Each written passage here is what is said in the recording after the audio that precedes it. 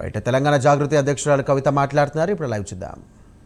ముఖ్యమంత్రి గారు పెట్టినటువంటి ఈ సమావేశంలో స్టేక్ హోల్డర్స్ అంటే ఈ ప్రాజెక్టు వల్ల నష్టపోయే వాళ్ళు, ఈ ప్రాజెక్టులో ఇండ్లు కోల్పోయే వాళ్ళు, ల్యాండ్ కోల్పోయే వాళ్ళు, వాళ్ళని కూడా పిలవాలి.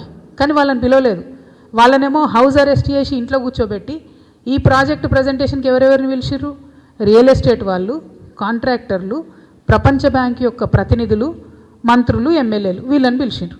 అంటే ఒక close door 5 star hotel meeting పెట్టి మూసి పక్కన ఉన్నటువంటి మొత్తం ల్యాండ్ కూడా కేక్ లెక్క కోసి ఈ కంపెనీకి ఇంత, ఈ కంపెనీకి ఇంత, ఈ కంపెనీకి ఇంత, ఈ కాంట్రాక్ట్ నీకింత నీకింత అని పంచుకున్నారు తప్పితే మీరు ప్రజల కోసం ఏమి చేసినట్టుగా మాకు అర్థమైతలేదు. నిజంగా చేసి ఉంటే చెప్పండి. మరి ఎందుకు ప్రజలు పిలవలేదు? ఎందుకు 3000 ఎకరాల ల్యాండ్ మీరు సేకరిస్తాం మూసి నది డెవలప్మెంట్ కోసం అని చెప్పిండ్రు. మరి ఆ 3000 ఎకరాల ల్యాండ్ పోతున్న వాళ్ళని ఒక్కరినన్నా పిలిచిండ్రా? వాళ్ళకి మాట్లాడే అవకాశం ఇచ్చిండ్రా? చెప్పడమేమో మూసి మీద కన్సల్టేషన్స్ అని చెప్పారు. కన్సల్టేషన్ అంటే ఏంటంటే మాట ముచ్చట, ఒకలో మాట చెప్తే ఇంకోలో ఇంకో మాట చెప్పాలి. కానీ నిన్న జరిగిందేంది? మొత్తం ముఖ్యమంత్రి గారు ఏకపాత్రాభినయం. చిన్నప్పుడు ఉంటాయి కదా, ఎన్టీఆర్ డైలాగులు చెప్పు, దుర్యోధను డైలాగులు చెప్పు అంటే చెప్తారు. అట్లా మొత్తం ఆయననే ఏకపాత్రాభినయం, మొత్తం ఓన్లీ వన్ సైడ్. అంతే తప్పితే ప్రజల మాట ఈనుడు లేడు. ఆయన పెద్ద ఆయన పైన ఆయన మన్ కీ బాత్ ఆయన చెప్పేది చెప్తాడు.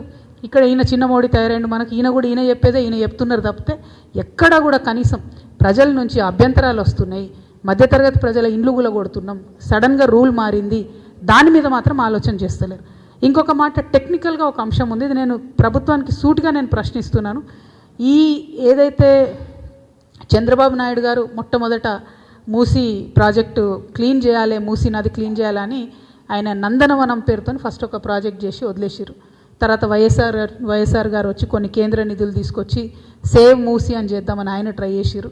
తర్వాత కేసీఆర్ గారు వచ్చిన తర్వాత ఇప్పుడు ఏదైతే ఉందో మూసి రివర్ ఫ్రంట్ డెవలప్మెంట్ కార్పొరేషన్ అని దాన్ని పెట్టి వారు కొంత ప్రయత్నం చేసిరు. ఇప్పుడు రేవంత్ రెడ్డి గారు కూడా దాన్ని కొనసాగిస్తున్నారు. ఇప్పుడు మూసి రివర్ ఫ్రంట్ కార్పొరేషన్ అయితే 2017లో మేము ఒక 17,000 కోట్లతోని ఈ మూసి చుట్టూ ఉన్నటువంటి దీన్ని డెవలప్ చేస్తాము, ఓల్డ్ సిటీకి న్యూ సిటీకి కనెక్టివిటీ ఇస్తామని చెప్పి ఆనాడు ఒక ప్రాజెక్ట్ ప్రపోజల్ ఇచ్చారు. ఇస్తే మన రాష్ట్రంలో ఎన్విరాన్మెంటల్ ఇంపాక్ట్ అసెస్మెంట్ చేసేది, పర్యావరణ పరిరక్షణ చేసేటటువంటి సంస్థ 2017లో రిజెక్ట్ చేసింది ఈ ప్రపోజల్ని. ఏమని? మీరు 30 లక్షల ఎస్ఎఫ్టీ కడతామంటున్నారు, 30 లక్షల స్క్వేర్ ఫీట్లు మూసి రివర్ బెడ్ మీద కడితే ఇబ్బంది అవుతుంది, కాబట్టి మీరు దీనికి సంబంధించి ఏదైనా కేంద్రంలో ఇంకో సంస్థ ఉంటుంది వాళ్ళ దగ్గరికి పోండి అని బీఆర్ఎస్ ప్రభుత్వం ఉన్నప్పుడే ఎన్విరాన్మెంటల్ అసెస్మెంట్ వాళ్ళు దీన్ని రిజెక్ట్ చేయడం జరిగింది. ఇప్పుడు మరి అదే సంస్థ మళ్ళీ పర్మిషన్ ఇచ్చింది ఇప్పుడు టీఓఆర్కి, ఈ రాష్ట్ర ప్రభుత్వానికి. Same organisation which rejected in 2017. Now they are giving permission again.